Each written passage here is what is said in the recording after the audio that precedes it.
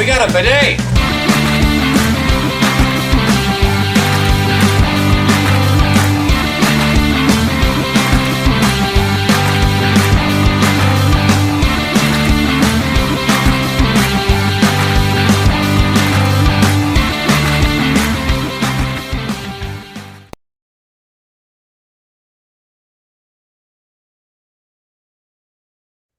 Hey everybody, and welcome back to my video. In today's video, we are talking about Mando, episode 2 from season 3. Yeah, we're just going to jump right into it. We're going to talk about what happened in the episode this week, and then talk about our thoughts, and then it's up to you whether you want to decide to go ahead and watch it on Disney+. So Sarah's going to cover what happened this week. So what did happen this week? Well, we started with Pelemoto, which is awesome because I don't think we've really gotten to see her yet. Mando's not in the scene yet, but she's trying to fix up somebody's ship and is quoting them a really long time. And long story short, we find out that she's working with the Jawas, where the Jawas are basically stealing parts off of ships. She then gets to repair said ships, and she just takes the parts back from the Jawas and splits the profit on the repairs because it's a repair that'll take like 5 minutes to do. Because they just ripped a bunch of parts off and they can put them right back on. Which kind of reminds me of like Kenobi when the Jawa was selling Kenobi his own stuff back to him. He was like, can't you at least like clean it or something? I remember that. That was funny. So that's Pelemoto. It's Boonta Eve right now where she's at. She's on Tatooine, right? Tatooine, yes. Yeah. Sorry, I might have mispronounced it, but I meant Tatooine. We see Mando come up, and so he flies his ship in and is saying, the ship's fine, but I need a memory chip because remember he wants to fix the IG unit. She doesn't have one of those available with the Jawas. We actually see her speak Jawa language, which was pretty interesting because we've never really seen a main character speak like that before, that I've noticed anyway. So long story short, we get no memory chip, but there is a different protocol. It's not a protocol droid. What kind of droid is that? An astromech. So she has an astromech that she wants him to take instead, and he's really hesitant, and the droid is actually acting really shy and like shaky, like it's, not sure that it wants to go with Mando or do anything besides just sit around the shop. And I'm not really sure why Mando takes it, but Mando takes the droid. So he's got an astromech traveling with them now. It's kind of sits in the ship where Grogu used to sit. So now Grogu has to sit up front with Mando. And they go to Mandalore. So this astromech is supposed to kind of go ahead of them to test the air quality and see if it's safe to breathe or not. Again, it's a very shy droid, but they wind up getting him to go out there, and they're watching on their little scanner, and he kind of, after a few minutes, he disappears on the scanner, so Mando has to go out and try to find him. We see some weird, like, ogres, I'm going to call them. At least that's kind of what they look like to me. So he defeats them and is able to rescue the astromech. At one point, he tries to use the Darksaber, but he's still really struggling to use it properly. And it's almost like it seems too heavy for him. They find out next that the air is breathable, so it's okay to breathe that air. So they go back and get Grogu, and they leave the astromech behind with the ship. They're exploring the city, and it's kind of like, almost think of like temple ruins, except it used to be this beautiful city, and it's kind of all fallen to wasteland now. And so they dive really deep into the caves, trying to figure out where this lake is that he needs to bathe in. And there's some really creepy critters and creatures because they're really deep in the caves. There's not like tunnel lights or anything, so they just got their little flashlights. Mando's is on his helmet. Mando actually ends up getting captured by this weird, really big mechanical trap. And it's almost like he's kind of paralyzed in there too. So he's not really able to do a whole lot to be able to free himself. You can see that Grogu wants to help, but Grogu's, a very small critter, and Mando at this point can barely even talk because he's getting to be so paralyzed from whatever the mechanical creature did to him. So with kind of his last words before he passes out, he got punctured from the creature to kind of knock him out. He says, "Go find Bo-Katan." So what does Grogu do? Grogu is awesome, and even though he's a child, he's still like 60 years old or something like that. So he gets in his little egg pod, he goes back up to the ship, he shows the astromech like, hey, I want to go here, because him and Mando had been talking earlier about what different things on the map meant, so he knows which spot on the map to go to find Bo-Katan. She's kind of annoyed when he arrives because she thinks that it's just Mando wanting to bug her more.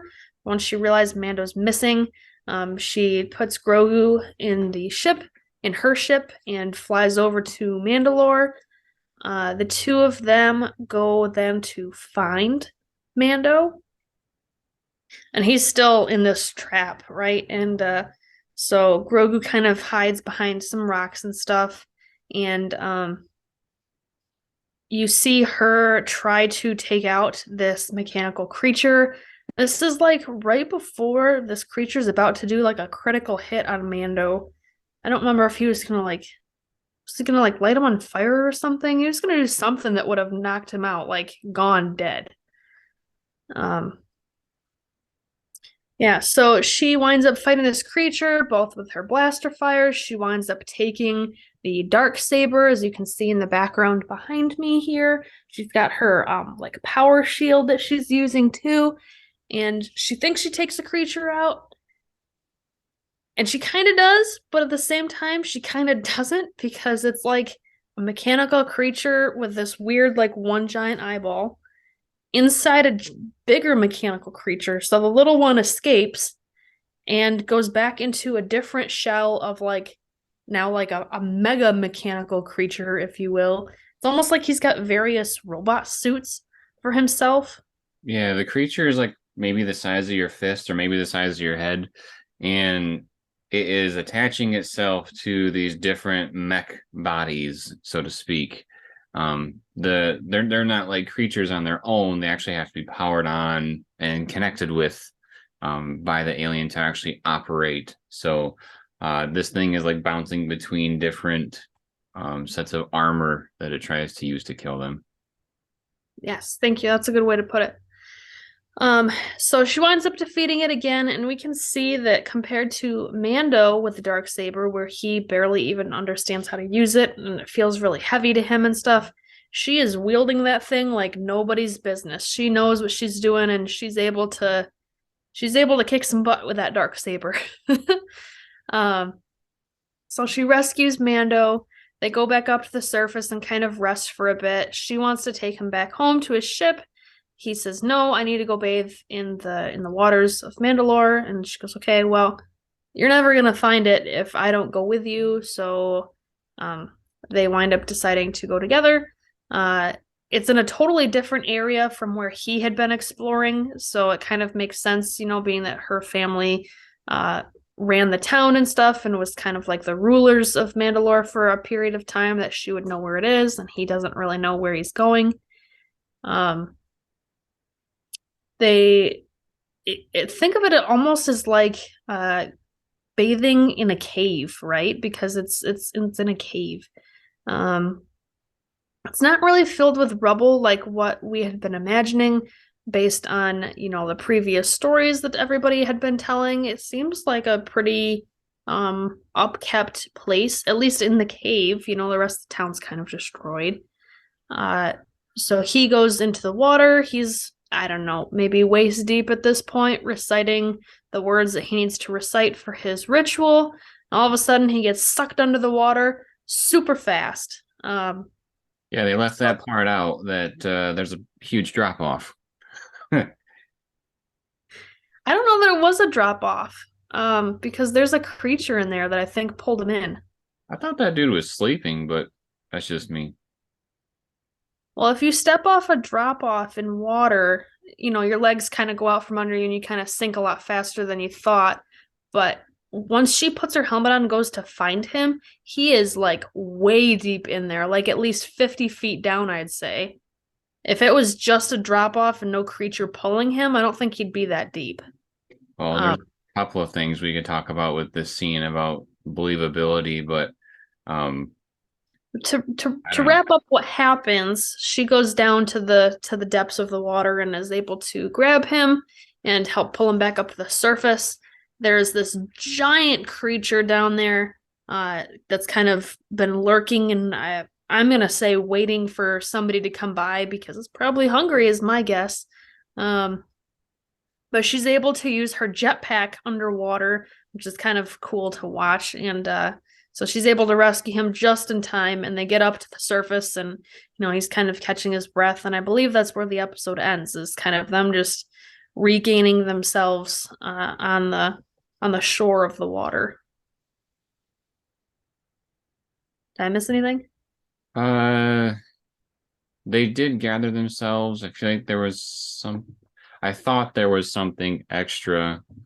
I'll try looking it up just to confirm that's what the end of it was. But what did you think of the episode? I thought it was pretty neat. I'd been kind of getting tired of Bo-Katan's character from the last couple episodes, with her being so whiny and mopey and not really doing anything, just sulking a lot and not moving on, if you will. Just because it seemed like she'd been in that state for such a long time and not really doing anything of herself. But I feel like this was almost kind of like a redemption episode that made her seem pretty cool, especially when she was wielding the Darksaber and she had that power shield, the jetpack underwater. I thought that was pretty cool to see. And of course, there's Grogu. He was a pretty active creature in this one. We've got Pelimoto, who she's awesome. I keep waiting for what is his name? Christopher Lloyd? Is that his name? Yeah. I keep waiting for him to join the season because I thought he was supposed to join the season this season, and to me, his character, whoever it is, just that actor's personality, I think matches really well with Pelimoto being, Doc from Back to the Future. So I'm hoping every time I see Pelimoto that I keep seeing him show up. But I haven't seen that yet, so we'll see. That was the end of the episode, by the way. Okay. There was a lot of cool things.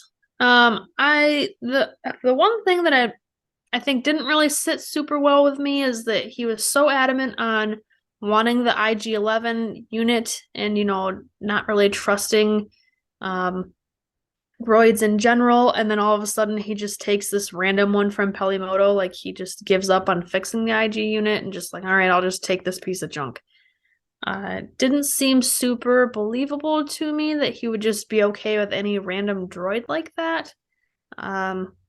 Between that and just it seemed like it makes the IG part of the first episode almost a waste of time.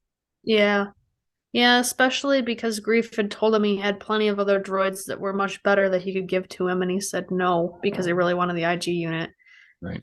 But yeah, what do you think? I liked it. I'm kind of glad that we're getting this Mando redemption arc maybe kind of out of the way early so that we can focus on some more cool stuff with the rest of the season. Like they're not drawing out this process of him restoring his Mando hood, if you want to call it that. One thing that I thought was interesting that you didn't mention in the thing, but it's not like super critical, is that when he was going into the planet, it cut off what's going on with the weather and stuff, cuts off all communications. So that's why Grogu actually had to leave the planet to go find Bo-Katan as opposed to like texting her. And also when Mando confirmed that the air was fine, he had said something along the lines of like, Bo was right, like it's not cursed, kind of a thing. So it kind of makes me believe that maybe I don't think he'll fully go towards Bo-Katan's version of the religion, but it's more understanding that, it's not just what the armorer is telling him, because the armorer is like super negative about Mando being able to go back to Mandalore and become part of their creed again. But Bo-Katan is like, that person doesn't know what they're talking about. Of course it's fine. Just go there and do what you need to do. Go take a bath. So I think he's still going to be torn between the two, but I think he's going to try to restore being the not taking your helmet off type Mandalorian. I think he's having kind of an identity crisis at this point, just because he doesn't know what he wants to do. And honestly, I feel like Bo-Katan is a better way to go about life because it sounds less stressful. But he was brought up to be the other way where his helmet can't come off. So, and we actually get a shot in this episode where he's going to drink something and he keeps his helmet on. So he like tilts his head back and tries to put it underneath his helmet. I don't know if you remember that, but I think it was him and Bo-Katan were sitting in the cave, kind of trying to gather themselves. I think that's where he was doing it, but it was kind of funny to see, because we wondered, how does he drink? How does he eat with his helmet always on? And we kind of got that here. He didn't even have a straw or a sippy cup. Yeah. So that's kind of what I thought of the episode. It was cool. I wouldn't say it's my favorite episode, but I like that they're getting it out of the way now so that we can kind of explore things that we don't necessarily know what's happening with this show yet, because we knew coming into the season that he was going to be doing this kind of a thing to try to redeem himself, but we don't know much more behind the rest of the season. So I'm ready to dive into the rest of what season 3 has to offer us. I'm curious to see if he's going to somehow try to restore Mandalore now that he knows it's breathable. Like, are they going to try to re-inhabit the planet? Maybe. He has to learn how to get the Darksaber off the ground, though, because he has a hard time swinging that thing. I mean, Bo-Katan picked it up, and she was glorious with the Darksaber. Like, it was a paperweight, Or, I don't know, that might still be heavy, but it was paper. Like, there was no weight to it when she was using it. Whereas Mando seems like he's wielding some huge axe. So I still think somehow Mando is going to get the Darksaber to Bo-Katan, but I don't know how it's going to happen, but I think it needs to happen. I don't think he is ready to keep the Darksaber unless, which I don't think Mando is going to get it. I think Grogu would get this more than him, but unless they're trying to make Din Djarin like the second Mandalorian Jedi, because then he would need the Darksaber. Because there was one way in the past, they've referenced them on the show, and then they kind of had this spat between the Mandalorians and the Jedi, and then now we're here. So we'll just have to kind of see if maybe Grogu ends up being that, because, even he has kind of an identity crisis with what happened in the book of Boba Fett, where Luke was trying to tell him you can pick one or the other, but not both. Maybe Grogu wants both. So I don't know. We'll have to see, and I'm excited to see what we get to see coming up, especially with how this may connect to Ahsoka. Okay. One final note about this episode is being that it's in caves and whatnot, it is a very darkly lit episode. So if you're trying to watch this during a bright sunny day, probably going to have a hard time seeing it. So it's definitely a nighttime watching thing, or if you have a dark room to watch it in. Otherwise, you're not going to be able to see much of what's happening for a good chunk of the episode. Or if you have a really fancy TV like an OLED or something, you'd probably be all right. Looking to upgrade soon. But yeah, that was our thoughts on Mando this week. We are looking forward to episode 3 coming up. I'm very excited to see where this show goes now that we've established this stuff, like I've said. But if you enjoyed this type of video, make sure to subscribe to the channel and turn on notifications. That way you are notified when more of our discussions drop. We are covering Mando. We are covering Bad Batch, which should be wrapping up soon. And then we will be covering Jedi Survivor very soon, next month, actually, when it comes out. So stick around for that. drops a like if you liked the video, and drops a comment letting us know your thoughts on Mando this week. And then, as always, everybody, thank you for watching. We'll see you next time.